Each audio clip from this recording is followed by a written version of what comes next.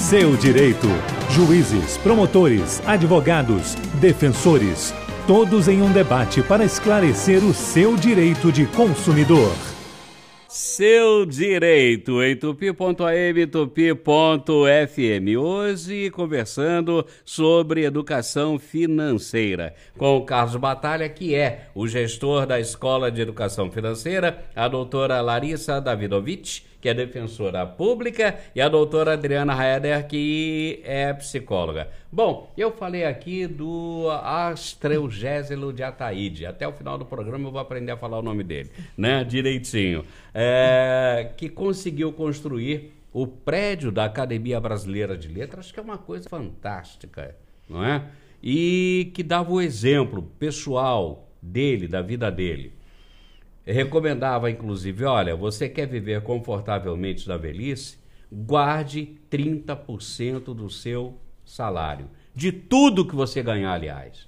Não é do seu salário, não. De tudo que você ganhar, guarde 30%. É o suficiente 30%, por maior ou menor que seja o ganho da pessoa, Carlos? 30% é o percentual legal, mágico? Na verdade, a mágica está em fazer um fundo de reserva. A mágica está... Não importa o percentual. Não importa. Em algum momento da vida você é mais planejado para economizar 10% do seu salário.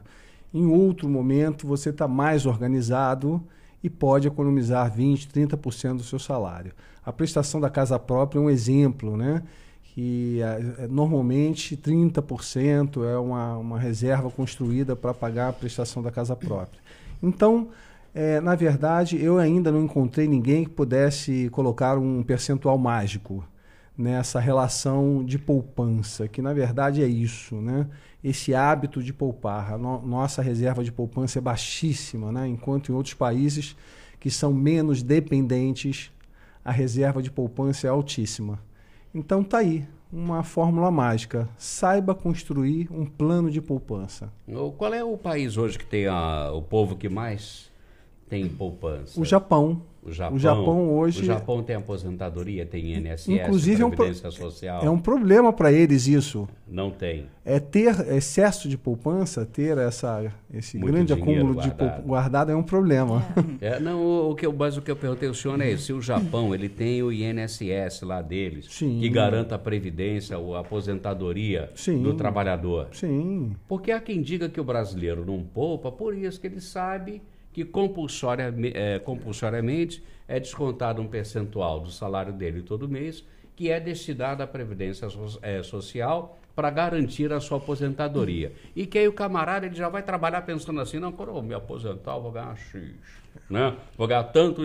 Já o Japão, China, sei lá, não teriam esse sistema de previdência. O que obriga o cidadão a fazer o seu plano de previdência pessoal. Sim. Garantir uma velhice mais tranquila. Por isso que eu perguntei, eu confesso que eu não sei se tem ou se não tem, mas eu ouvi, estou repassando para o senhor, consultando o senhor. Mas apesar de nós termos esse conceito de uma previdência construída, né, a partir compulsória, né, aquela que você trabalha e automaticamente contribui, essa previdência não dá conta, né, das despesas que foram acumuladas no final da vida, não é isso?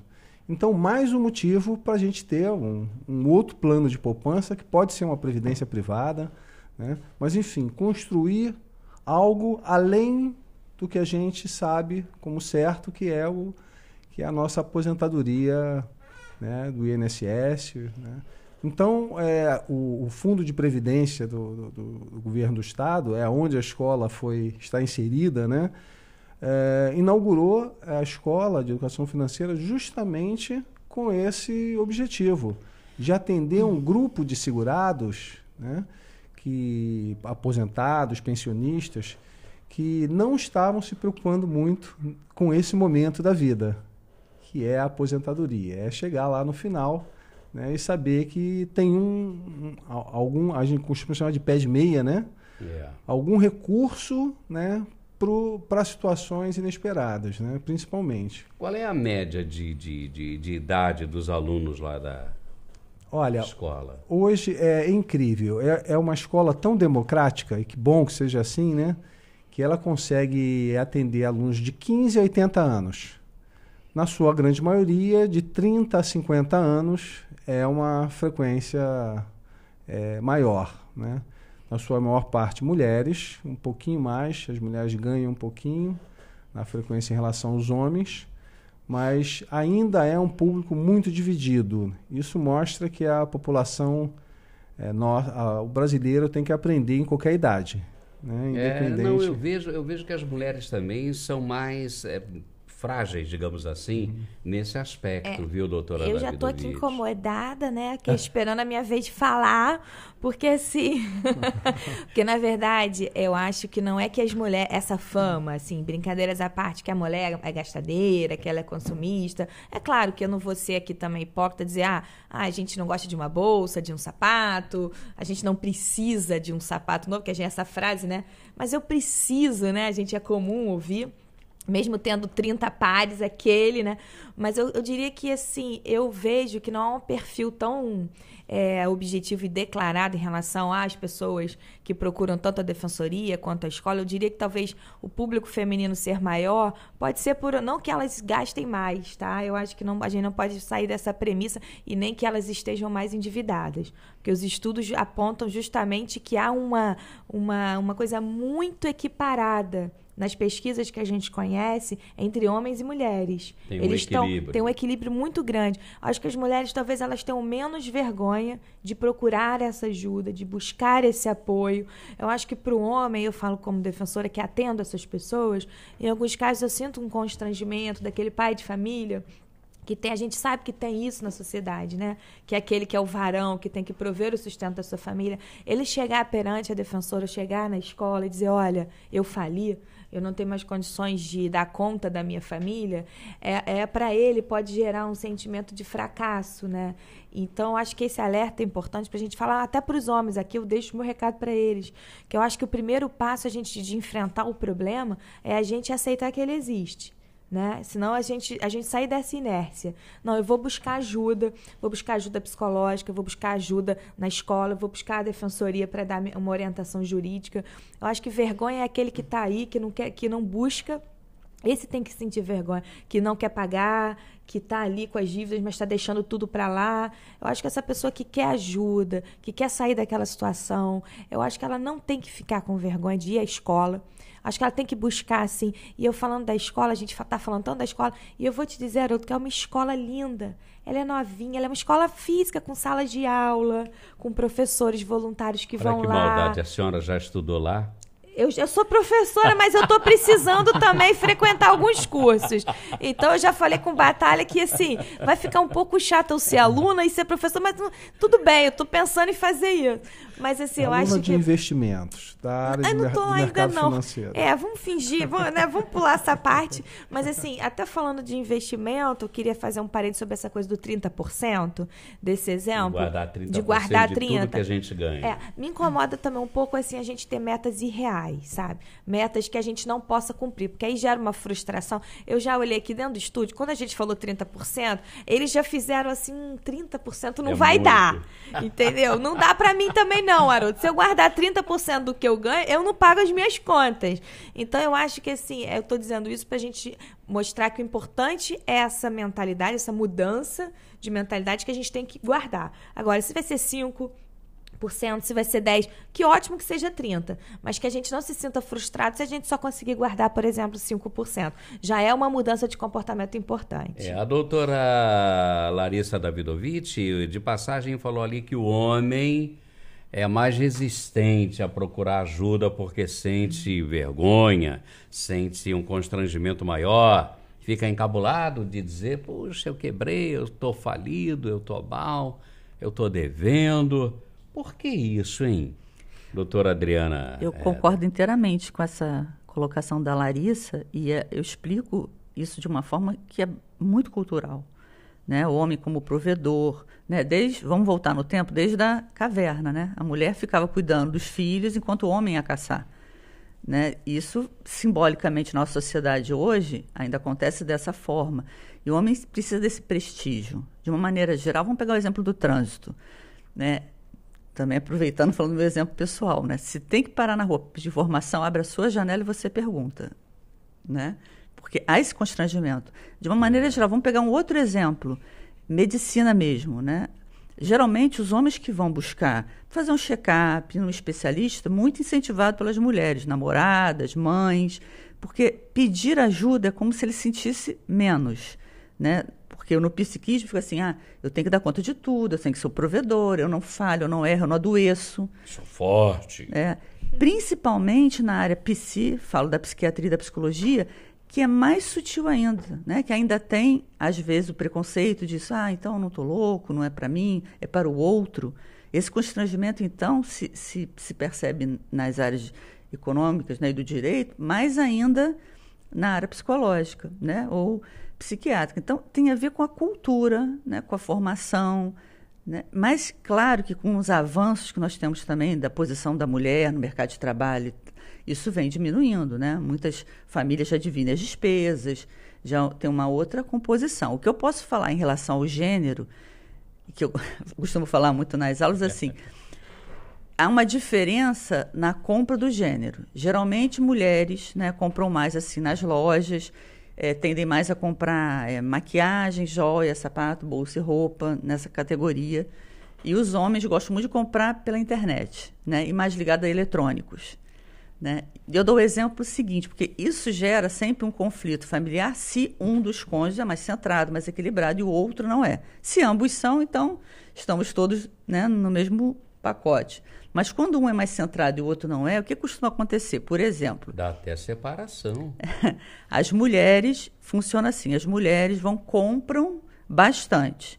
Estaciona o carro na garagem do edifício, tira tudo da bolsa, o sapato, bota tudo num pacote só, na mala, joga toda a embalagem na lixeira do prédio.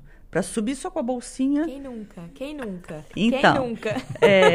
Aí o que acontece? A senhora fala isso, o pessoal vai aplicar esse truque em cima da gente, doutora Adriana. Mas ele é conhecido ele é já. Conhecido, antigo.